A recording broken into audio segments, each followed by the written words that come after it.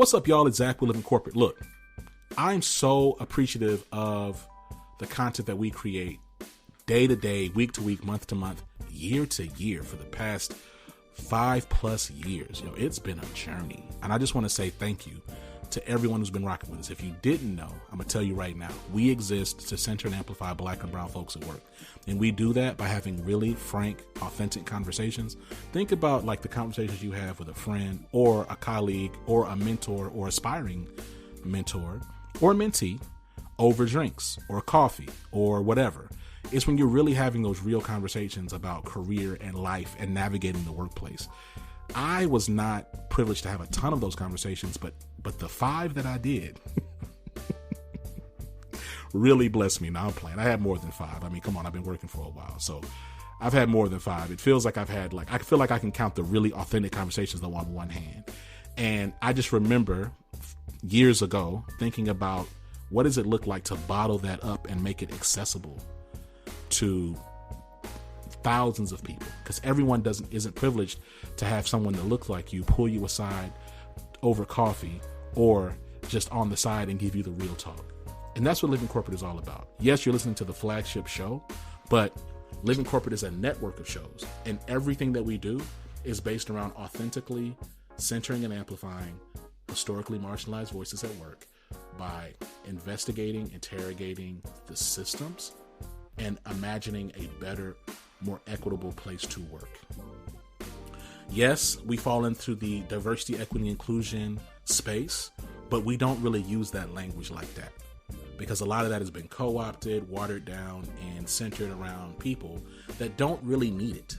We're trying to have authentic conversations every single day that center and amplify the people that actually need to be centered and amplified, which are Black and brown people, Black and brown women, Black and brown queer folks, Black and brown trans folks, Black and brown non-binary folks, Black and brown disabled folks, Black and brown first generation people, right? Black and brown folks, period, right? That's what we're trying to do. And so thank you so much. I'm excited about the conversation you're about to listen to. We'll be right back.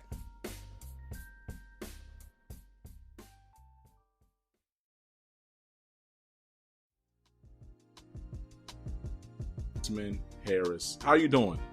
I'm good. How are you? Thank you for having me. Look, it's a pleasure to have you. I'm okay. It's interesting.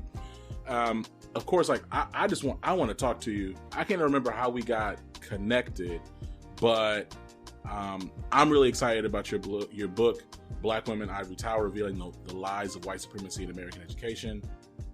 And I think beyond talking about your book, I'd like to talk to you about your work, right? Like, what for you inspired you to even talk and engage on the subject of and the realities and experiences of Black women in education? Like, where did that come from? Personal experience, honestly. And that's the cool thing about sociology. My PhD is in sociology, is that it's about the world around us, right? And the way that people experience it and the way that particular societies are structured and the cultures that they develop and how that impacts people differently by race, by gender, by religious identity, all of those things. But I will say that when I was in graduate school, when I was in my doctoral program, and this was in the mid 2000s, I was actively sort of pushed away from studying experiences of people like myself.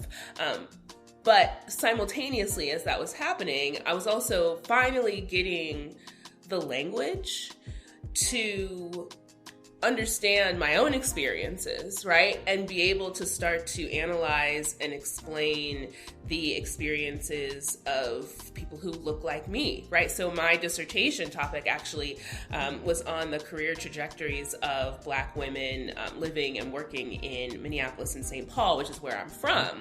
And that was totally born out of watching my mother go through things and sort of wanting to be able to study it from this sort of scientific perspective.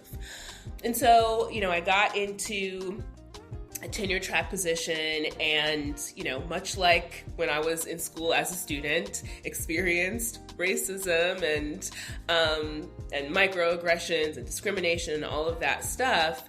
And, you know, like a lot of Black women like me, Black people, I just talked about it with my people, right? My parents, my sister, my family members. And it was actually my mother who said to me one day when I was complaining about discrimination that I had experienced in the workplace, that I should write about it, right? And I should say that my mother is one of those Black women, she's from the boomer generation, who just thinks that you should be able to do anything, right? So I'll have an idea, and she's like, "Well, you should see if Oprah would like that." That's my right? mom. And it's like, all day ma'am. long.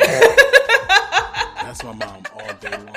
100%. It just cracks me up because she just thinks, you know, it must be easy to get in front of these people. Or if it's not easy, you can do it. I can do it, right? Because I've done all these other things. I have a PhD. Like, why shouldn't I be able to make these sorts of connections?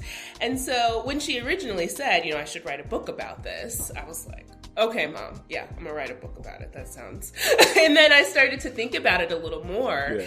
And I just got my notebook out and started sort of writing down things that I had experienced and sort of thinking through those experiences with the theory that I had been engaging with for other research, and it just clicked for me. And this was maybe in year 2 on the tenure track, that this was where I needed to be going, right?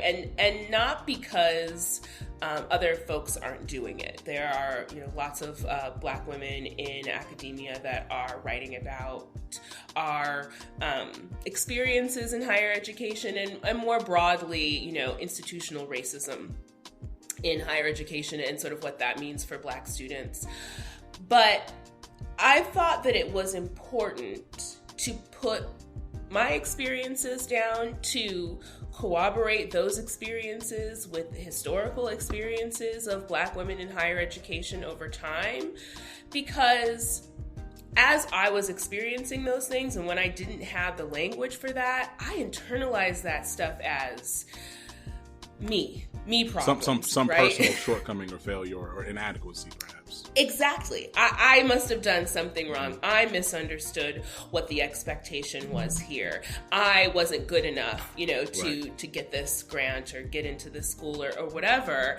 And I wanted to be able to reassure Black girls and Black women that it's not about you, right? It is about the system. It's systemic. When we say that things are systemic, we mean that it's meant to feel personal, right? It's meant to feel individual as a way to mask the fact that this is actually a much bigger and broader problem. Yeah. So that, and that's why I wrote it in a very easy to read, you know, this isn't an academic sort of language type book, and I imagine it for 16, 17, 18-year-old girls in high school and, you know, 20, 30, 40-year-old women in college and graduate school working in higher education.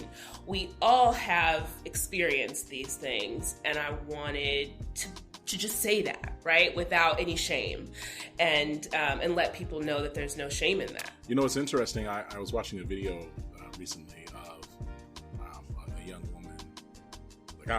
She's not a young. I mean, she was a college student. She was a track athlete, and she was running like the 400. And like the video was of this white man who like walked up on her and was like, "Yo, we gonna race. Like, I think I can beat you." And she like smoked him. I think she ran like a 58. Right. Which is like, for people who know track, ain't he? Yeah, that's like crazy for like a regular civilian. She was like, "Yo, I'm just kind of like warming up. Like I'm jogging. I'm not actually even going as hard as I could, and I smoked you." And then we also then see, and I'm going somewhere with the fact that we're also seeing Bill Ackman, well-known mega donor, activist donor, billionaire entrepreneur, who like established himself as like an expert in academic plagiarism. I'm curious, like, do you see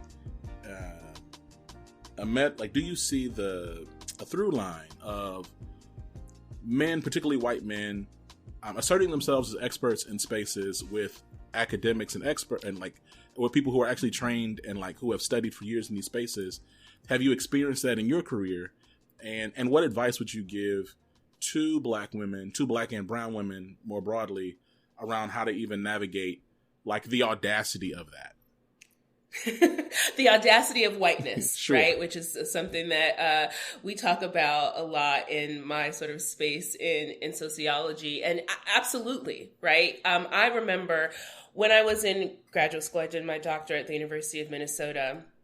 And I suppose I can tell this story because this faculty member is not there anymore. Okay. But I was in a graduate class, and I wrote a paper that was born out of some very superficial, like trivial archival analysis that I had done in the library, looking at different ads in old Esquire magazines and old, was it Self? I can't remember what the women's version of that was that I was looking at. I wrote this paper, I turned it in, and the professor, white man, asked me to stay after a few weeks later after he had handed everyone's papers back. Again, this is the mid-2000s, so we're handing things in and getting them back. And he asked me to stay after, and he accused me of fabricating the work, essentially. His argument was that it was too good. Essentially, the paper was too good. The analysis was too well done. How could I have possibly completed this work? And I was flabbergasted. And honestly, that is a paper that I still have not published. And every year I say to myself, I'm going to go back to it. I'm going to, try to get it out there for publication. Yeah. But there are all these like negative feelings around it because this person just could not believe that a young Black woman, I was probably 25, 26 at the time, could have done this work. Mind you, in a doctoral program, in one of the top sociology programs in the country, right? So it shouldn't have been in a cohort of 12. I think we started out with 12, right? So they picked 12 people in the country to be in this program and then expected that the one Black woman in the cohort would not do well, right? And my doctoral experience, and there are some faculty who were great, and I love them and they know who they are. And the rest, were very much, in a lot of ways, waiting for me to fail, right? I started in a cohort of 12 in 2008, and there was one Black woman and one Black man, and everyone else was white, and the Black man left after the first year, which I think was the expectation, and I ended up being the first person to defend my dissertation in the cohort, which is not what they were expecting, right? And so that experience, again, is just so common for us in, not just in higher education, but to your point about the example of the track runner and the white man who challenged her, it happens across settings for Black women because there is this perpetual dehumanization. That's the through line, right? Between the Black woman being challenged on in a 400. And as someone who ran track in high school and never ran the 400, one time my coach made me run the 400 because the girl who was supposed to run got sick. I was a 200 runner mostly. And I cried afterwards. It was so hard. It's the hardest event, running event in track, in my opinion, sprinting event. And so for a white man to walk up on a woman who is clearly training, right, and suggest that he can beat her just because of who he is, right, that audacity of whiteness, that audacity only exists if you don't think of the people that you're challenging as human, right? And Bill Ackerman is such an interesting example of this. And I laughed when you called him like a so-called expert in plagiarism, because that's coming back to bite him, right? So he did all of this work to get Claudine Gay out as Harvard University's first Black woman president, and the shortest tenure, only 6 months, because of what it turns out were just citation errors. And you're talking about a dissertation that was written in 1997, when most articles, academic articles that would be cited in a dissertation, were not digitized. Right? And there's that, right? And then the second piece of this is that citation practices in higher education vary. Like, that's the nice way to say it. Right? So that's the part I want to. I mean, first of all, I very much so want to get into Dr. Gay, but like to acknowledge your point around people questioning, like, could you have possibly done this? So it's interesting, right? Because of course I'm not a Black woman; I'm a Black man, but I can certainly still empathize with that and relate to that from a racial context, perhaps not on a gender context. Several times in my grade school career, I was accused of, hey, who helped you write this essay or whatever? Who helped you? I never forget, like, literally what was eerie about what you said unlocked a memory for me. My senior year in high school, I wrote this paper about the cyclical nature of history. That's all. Like, it was like, hey, write a paper about anything. And I'm going to be honest with you, Dr. Harris, like, I did not take school serious. So I was not even really being serious when I wrote the essay. I was like, let me just write about how history repeats itself. And like, that's really it. You know what I'm saying? Like, and like, not only does history repeat itself, but like part of that history that repeats itself is people unwilling to learn from said history, which is why it continues to repeat itself. Like, that was really like the core of my paper. And I gave it to my teacher who had a PhD in education or in maybe even in sociology. I don't know. And he was like, this essay reminds me of other essays I've seen over the past several years. And I believe that you lifted a lot of these ideas. And my mom got involved because my mom is in education. And then my English teacher got involved and he apologized. And then he graded my paper and it was an A.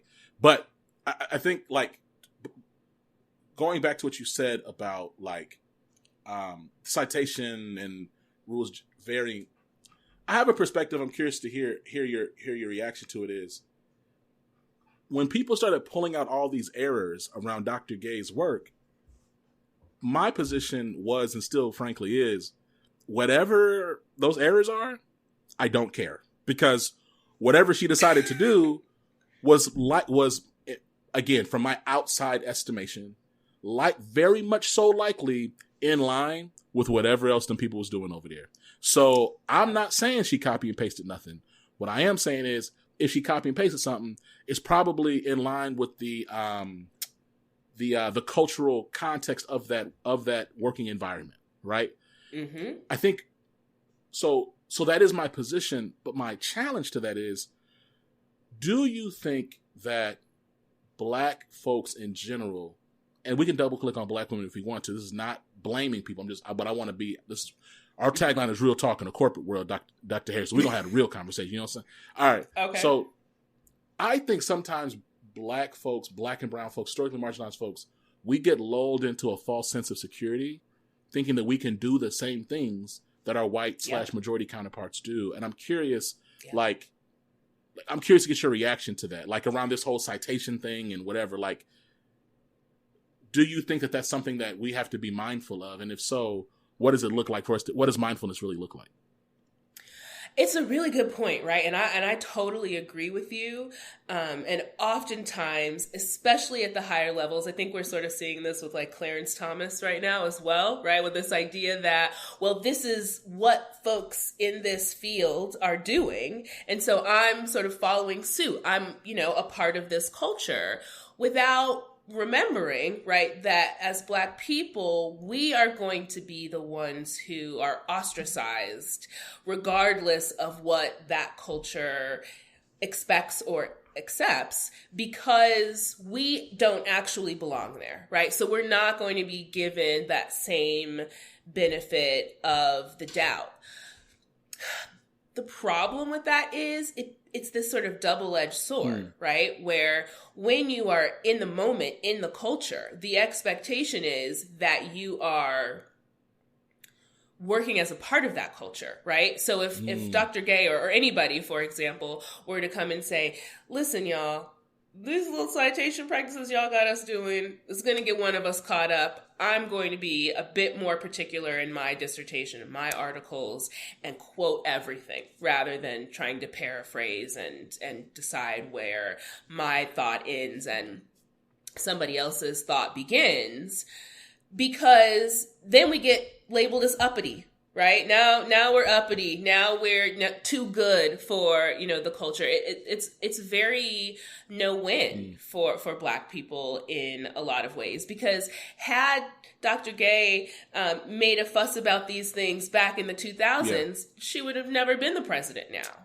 Right? Because she would have ostracized herself in that particular network that leads her down the path to the Harvard presidency. And I think, the perfect example of this is what's going on with the other college presidents who also testified at that hearing that they supported free speech on their campuses, right? In the line of questioning about how the presidents were handling anti-Semitism. That's how this all gets started. And they all, because of their comments there, open themselves up to additional sort of scrutiny. President McGill, who was the president at University of Pennsylvania, she resigned as well a few weeks before Dr. Gay did. But she was able to do that of her own volition. There were no deep dives into her citation practices. There were no accusations of affirmative action policies, insinuations on her character, the reason for exactly. There weren't questions about her belongingness in higher education. It was simply, you can't say that in this political environment right now when you're leading this school, and as the board, we're going to have to ask you to step down. Dr. Gay, because she was Black, right, and a Black woman, more specifically, then is not only being criticized because of her comments about, free speech and anti-Semitism, but now she is free game to criticize all those little pieces of the work that she has done over the last 30, 40 years that people have been waiting for, right? And I think that that's the difference between being Black or brown in these very historically white serving spaces and being white, is that you can go with the flow if you want to for now, right? And in a lot of ways, you don't always have a choice in that. But as soon as there is an opportunity to get you out of there, right? One misstep we'll pull that. Is going exactly, whether you engaged with the culture or not. Yeah, I genuinely think it's like really depressing, right? And I want to talk a little bit more though about like just even like the function of like operating as a Black woman in these spaces. And so there's a lot of parallels I actually see between Dr. Gay's experience at Harvard and frankly like the chasing of the wind that is a lot of times pursuing executive level C-suite positions in corporate America, right? I'm curious if you like have seen any lines of thought critique around Dr. Gay, and like this is also obviously you are not Dr. Gay, so we're not about to, right? Okay, right. I'm using that as a really more as a point of reference to like talk more broadly about like the space, but there's a lot of commentary around Dr. Gay being part of like this overseer class that really was there to like reinforce the same principles and practices of Harvard. They talk, in relation to like Palestinian students who were doxxed, as well as the black RA who was evicted out of his dorm, and like no advocacy for that. And in addition, like her opinion piece, which still didn't mention any of those thousands of Palestinians that have been killed in Gaza. Part of me, when I think about that, I question, like, do we broadly as Black folks, and then I'd love to hear your perspective on Black women more specifically, do we have an honest, is it a fair critique? And then two, like, is it reasonable to expect for Black folks in higher academia, when they reach those really prestigious levels, to be an advocate in a way that is counter to the culture of the institutions they serve?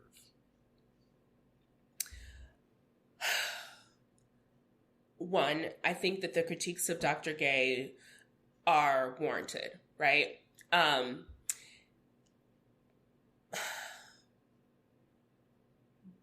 But there is no way to reach those levels that we're talking about, to become Harvard's president, without reifying the same institutional racism, discrimination, structures, cultures that exist. I mean, honestly, even being a professor, and this is something that I have had to come to terms with, that I know that a lot of other faculty talk about often.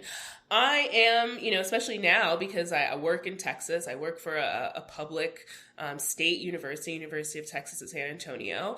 And in a lot of ways, that makes me an agent of the state.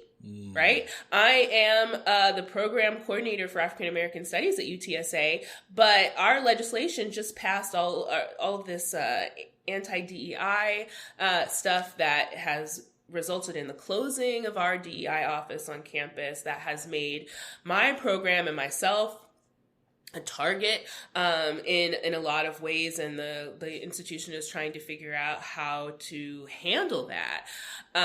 But I'm still going to work every day, right? I'm still, doing the service of the state for these students, and albeit certainly not at the Harvard level, right? But there are ways that we as, professors, faculty, administrators, who are also people of color in higher education, there may be ways for us to push against some of that existing institutional racism. And, I think of my book as one piece of that. Mm-hmm. But I had to do a lot of work that wasn't that in order to get tenure, right? And so it makes me think about, this conversation makes me think about Du Bois, right? And I love Du Bois, and over the last maybe 5 or 6 years, I've become much more interested in his life and his life's work, because, he is one of the sort of founding fathers of the sociology discipline, although the discipline is just now sort of acknowledging that work. Mm-hmm. But Du Bois was also, he was a Claudine Gay-esque figure. He went to Harvard, right? At a time when Black people were not being admitted to Harvard like that, right? And he was able to go to Harvard because he had white network connections that advocated for him to get into that school.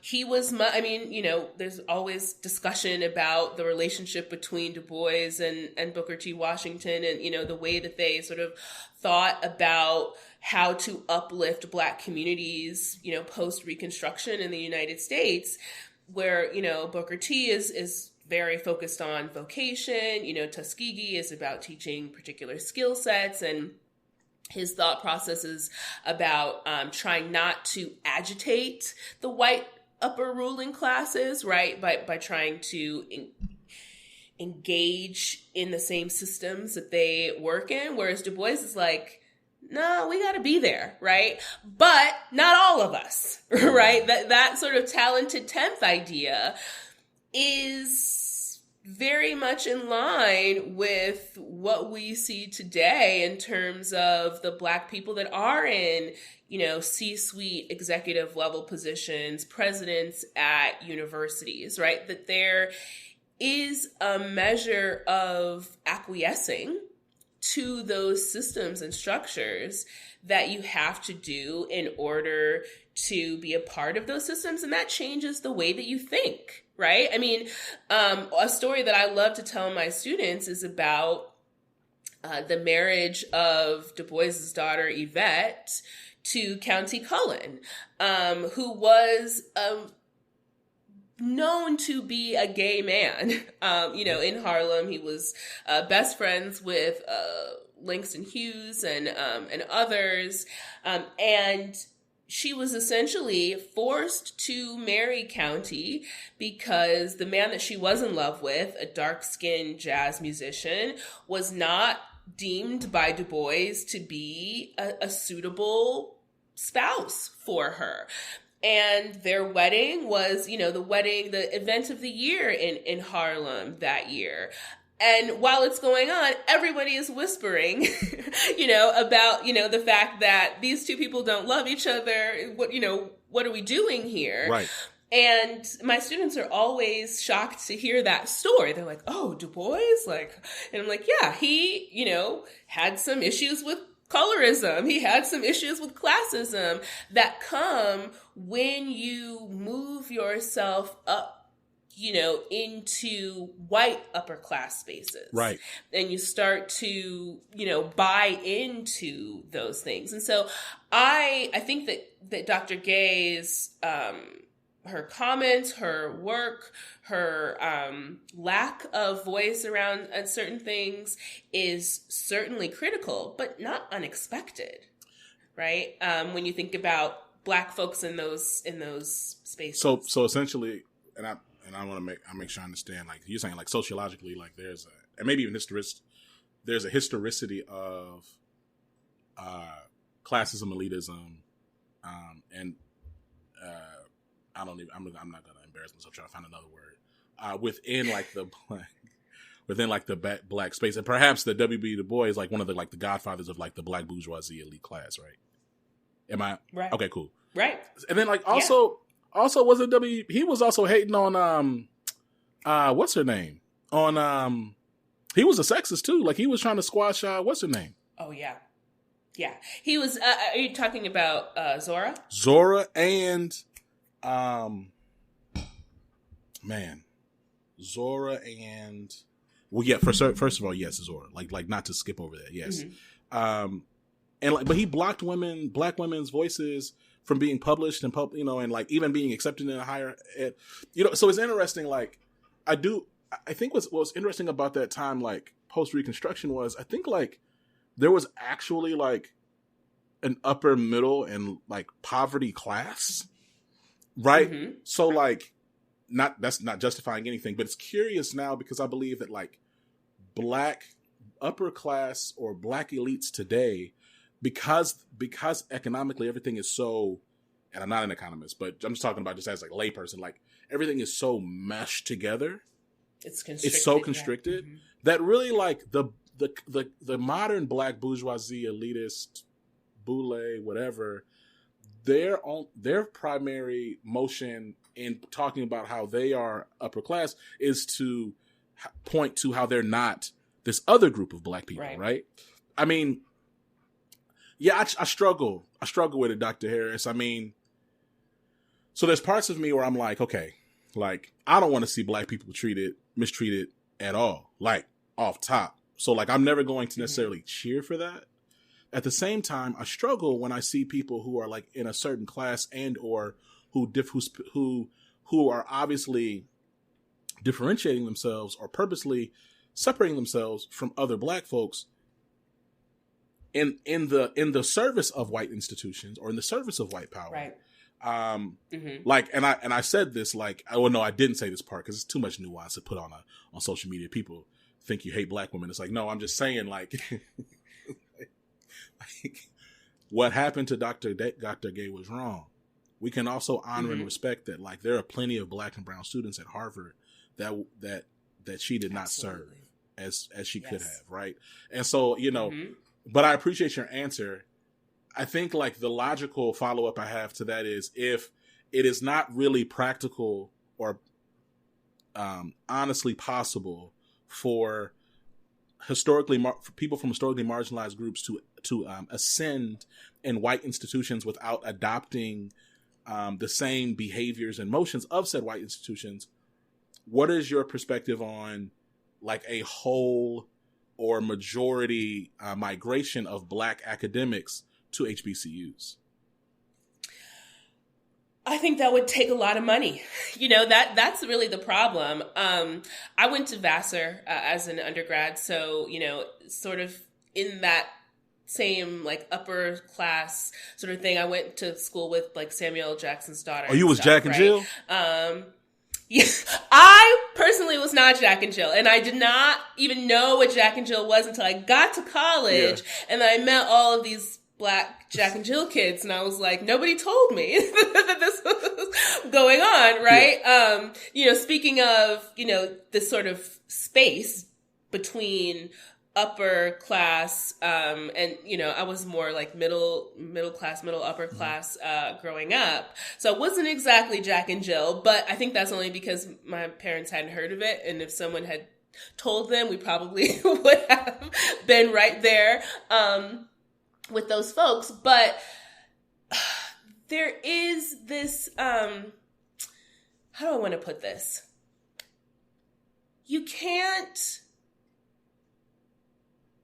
move beyond the class system that you have access to, right? And that plays out very specifically in higher education in terms of how those schools are funded. And I use the word funded very particularly because I'm not just talking about federal or state funds, but the way that alumni and family members fund schools, right? So Vassar has like a $3 billion endowment that continues to grow, in part because Sam Jackson donated a lot of money when Zoe was there. Tom Hanks's daughter Liz was also in my class. He was donating a lot of money. Meryl Streep's daughter is 2 years behind me. And then her youngest daughter, the one that's in the Gilded Age now, she also graduated from Vassar like 5 years after that. Wow. So, and Meryl herself is an alumni of Vassar. So she has donated probably tens of millions, if not hundreds of millions of dollars to that school in the last 30 years or so, right? And so when Black faculty, and actually the sociology department at Vassar just hired a new Black man as assistant professor, which I was excited to see because there were no Black men faculty in the sociology department ever, as far as I know. He may be the first one that's tenure track. That's because that school can afford to pay him to go there, right? I went to Vassar because I got a huge academic scholarship to go there. At the time, it was like $45,000 a year. And my students were like, what does it cost now? So we looked it up. It was like $85,000 last year, which is insane. I know. But my academic scholarship was like $30,000 a year. Wow. My parents paid like $5,000 a year, and then I took like $10,000 a year out in loans. So I didn't have much student loans coming out of undergrad relative to the cost of the school. I wanted to go to Spelman. I got into Spelman. I didn't get any money to go to Spelman. And my parents were like, we cannot afford to send you there. My sister is the same. She went to University of Dayton in Ohio. She wanted to go to Hampton. She didn't get any money to go to Hampton, right? And that's not the fault of those schools. It's the fault of the way that those schools have been funded, both internally and externally, over the last 100 years, right? And so I would love to be a faculty member at an HBCU, but those jobs one, are few and far between, because often when Black faculty get those jobs, they never leave them, because those are the ones, that they want to be in. Those are the communities that they want to be in. And two, if those jobs do come about, they often are paying $10,000, $15,000, $20,000 less a year to the faculty than, a school like Vassar, for example. And so you've got this two-pronged issue where the Black students who want to go there can't afford to go there because the schools can't afford to support them going there. And so they end up at PWIs. And the Black faculty who want to teach there can't afford to teach there because, we know what's going on with the economy right now, and that's only getting worse. And so they end up at PWIs. And so instead what you have are a few Black students and a few Black faculty sprinkled across PWIs across the United States, and most not being able to participate and engage in the HBC community the way that they would want to, right? And so it's like a pipe dream. When folks say, and this would happen to me as well, and I'm probably expecting this backlash when the book comes out next week, but folks are like, well, if you had such a terrible time at the PWI, why didn't you just go to an HBCU? And it's like, again, it's systemic, right? It is not, I didn't want to be at a school with Black people. I wanted to be at a school with white people. And so I deserve the things that happened to me there. It was the way that the system is set up. This was my best option, right? I mean, and if we think about Claudine Gay as well, I mean, I don't know her sort of personal history, but I do know that she is a Harvard undergrad alum as well, right?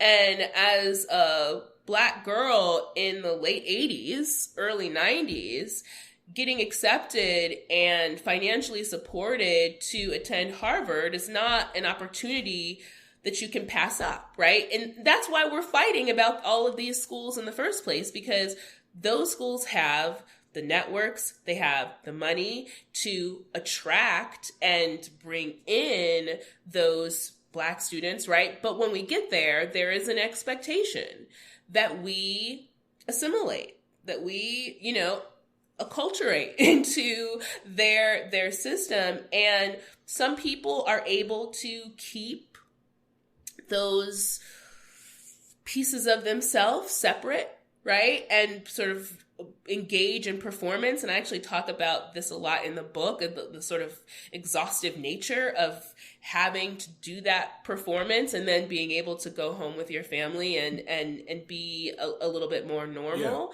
Yeah. But you sort of have to do that unless you are willing and able to do the alternative, which is, be in that HBCU environment. It just, and we've lost so many HBCUs, right. and so many HBCUs have lost accreditation. I know a few years ago, Morris Brown was asking alumni with PhDs to teach courses for free on a volunteer basis. Yeah. And I know they just got their accreditation back. Like that was a huge, they just got it back. That was a huge deal. I mean, so let me ask you this, and then I want to respect your time. I feel like we could, because there's a part of me. We could do this all day. Yeah, I was like, part of me probably could do another hour, but I'm going to respect your time. So, okay. I'm curious, being that you're a trained sociologist, and you mentioned in your book the exhaustion and exasperation of acculturation, pressures of acculturation and assimilation into these majority white spaces. Or even just Eurocentric spaces, whatever. I'm curious, as you look at like the future of like Black and brown people, sociologically, like, do you think that like young millennials and Gen Zers have the wherewithal, stamina, willingness, interest to really do that over time? Because like, I don't. Like I say that as I say that as a 34-year-old. I say that as a 34-year-old who was working at PricewaterhouseCoopers, Accenture, Capgemini, and was pissed off at how I was being treated. Built my own company while I was still working crazy hours, and then built that up to the point where I could just leave and do this full time, which is now living corporate. Right. But I also say it as a big brother to a bunch of Gen Zers, and I say that as a father to 2 toddlers who I can already tell are not going to. They're not going to take. They're not going to do that shit at all, Dr. Hill. I'm telling you, they're not. So, but that's me though. Like, I'd love to hear your expert perspective on it. I feel as if we're going to get to some point where we're coming to a breaking point. And that's not to diminish the impact or power of your book at all. It's more about, I'm asking, like, do we really see this system that we're talking about existing and sustaining over the next 40, 50 years?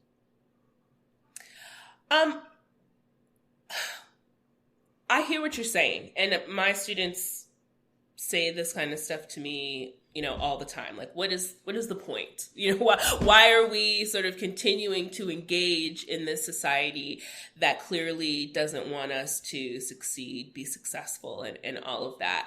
And it's interesting because one thing that I used to always say to my students before I wrote this book was, I don't have answers. I'm here with the data. And I'm going to give you, the theory and the data and the statistics, and then you do with it what you will.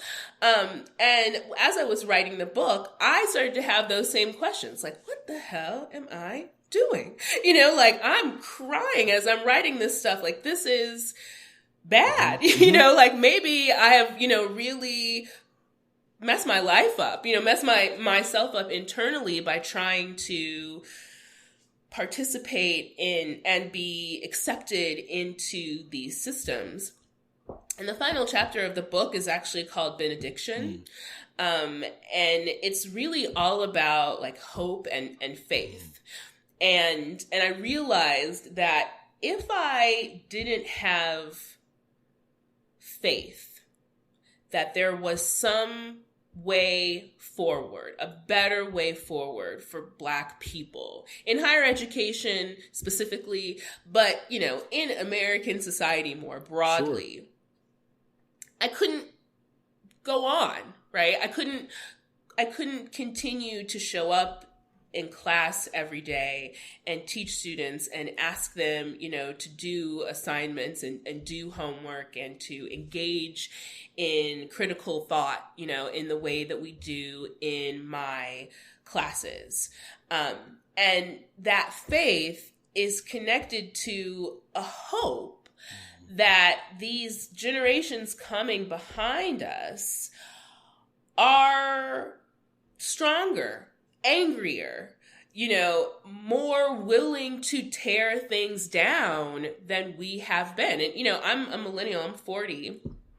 And admittedly, and I say this to folks all the time, we're not the fighting generation. Like that was not what we did. We were told this is how you become a successful professional adult. You do that, you focus on that, right? And that is what we did. I mean, I even remember my freshman year of college was 9/11, literally, 2 weeks into my freshman year of college, 9/11 happens, and there were no protests on my campus. There were no, there was no ensuing anger about the sort of political and military response of, the United States. And I do remember seeing people protesting, in the streets in New York and Chicago and stuff, but that wasn't happening on college campuses, especially not college campuses of like a bunch of upper class, wealthy, mostly white folks, right, like at a school like Vassar, right? And so what the folks in my generation did was we just took it. And we took the trauma, we took the violence, we let it happen to us with the expectation that if we made it far enough, then we would be accepted, right? And that's what makes me not necessarily like side, quote unquote, with Dr. Gay, but to understand what has happened to her, and even in her op-ed, her unwillingness to talk about the experiences of the Black and brown folks on her campus, because she's still grappling with the fact that this happened to her, right? Because in her mind, she's like, I did everything that Harvard, that upper class America, that white America asked me to do to be able to belong in settings like this. And I still got treated like any other Black person. I mean... And how do I deal with that, right? She needs to listen to that Jay-Z song. Yeah. Black still... Yes. Still Black. Listen. OJ needs to as well. I'm right? not Black, I'm OJ. There are a couple. Okay. Right. Well, we saw Tiger Woods recently talk about this stuff, right? Who was famously like, call me Caucasian or whatever it is.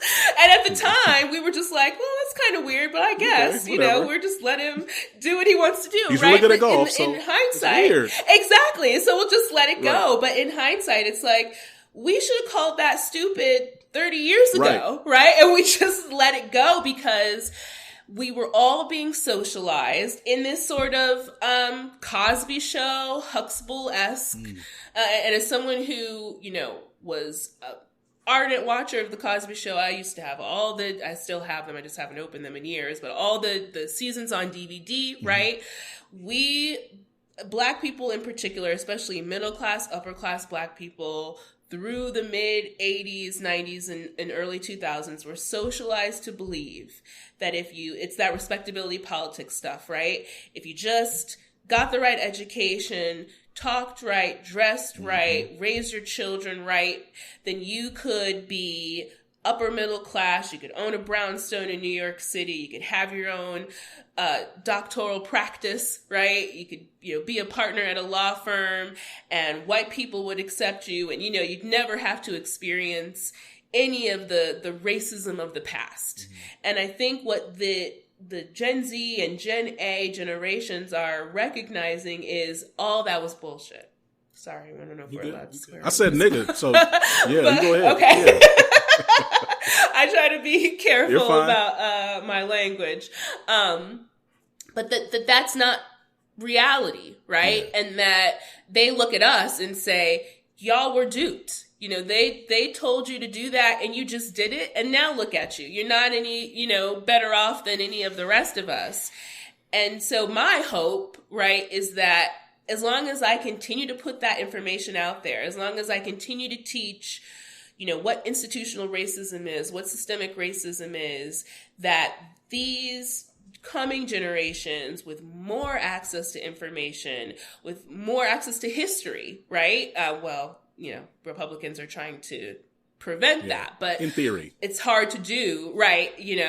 With all of the ways that you can access information these days, that they will be the ones to say, this doesn't work. And if one generation can pull down a couple of bricks and the next generation can pull down a couple of bricks, and at least we're heading in the direction of destroying these practices, right? And if I don't have that hope and if I don't have that faith, then why am I going to class? Why am I teaching? Why am I in this profession?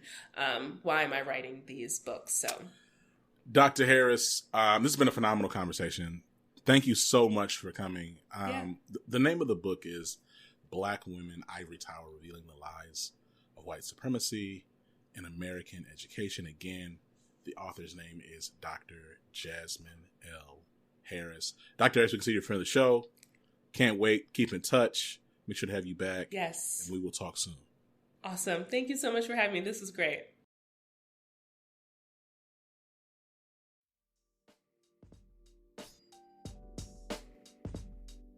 And we're back. Yo, thank you so much for listening to Living Corporate. You know where we at. We're everywhere you listen to podcasts. You know what I'm saying? We're literally everywhere you listen to podcasts. If you want to learn more about Living Corporate, living-corporate, please say the dash.com, or just Google Living Corporate. You know what I'm saying? At this point, SEO is pretty popping. You type in Living Corporate, we're going to pop up somewhere. Okay? Make sure you check us out. Links in the show notes. You learn more about us, learn what we're trying to do. Make sure you actually create a profile on living-corporate.com. Okay? Make a profile on there so you can actually stay in tune and up to date with what we got going on. You make a profile, you select content that you're really interested in, and then we'll push content to you from our library so you can actually have a curated experience every time you go and log into Living Corporate. Ain't that dope? Okay? Think about that. We got over 1,000 podcasts and different digital media and content that we've made over the years, and it's going to be all pushed and curated for you, baby. For you, dog. For you. All right? Till next time, I love you. Take care of yourself. Peace.